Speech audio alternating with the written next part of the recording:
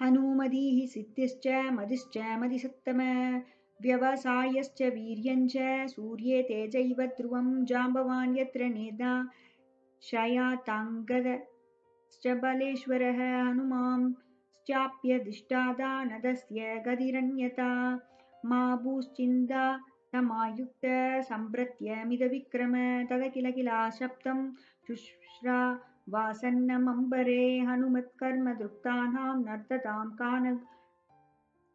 नौकसां किष्किन्धामुपयातानां सिद्धिं कथयतामिव ततः श्रुत्वा निनादं बद्धं कवीनां कपिसत्तम आयुधाञ्चितलाङ्गूलशोभवृत्तृष्टमानस आजग्मुस्ते बिहरयो रामदर्शनकाङ्क्षिण अङ्गदं पुरतः कृत्वा हनुमन्तं च वानरं देङ्गदप्रमुगा वीरा भृष्टाश्च मुदान्विता निवेदुर्हरिराजस्य समीपे राघवस्य च हनुमांश्च महाबाहु प्रणम्य शिरसा तदा नियदामक्षतां देवीं राघवाय निवेदयत्।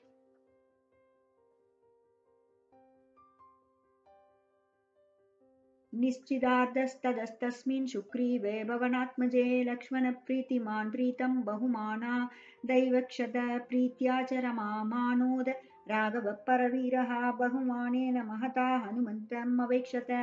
इत्यार्षे श्रीमद् रामायणे वाल्मीकिये आदिकाव्ये चतुर्विंशतिसहस्रीकायां संहितायां सुन्दरकाण्डे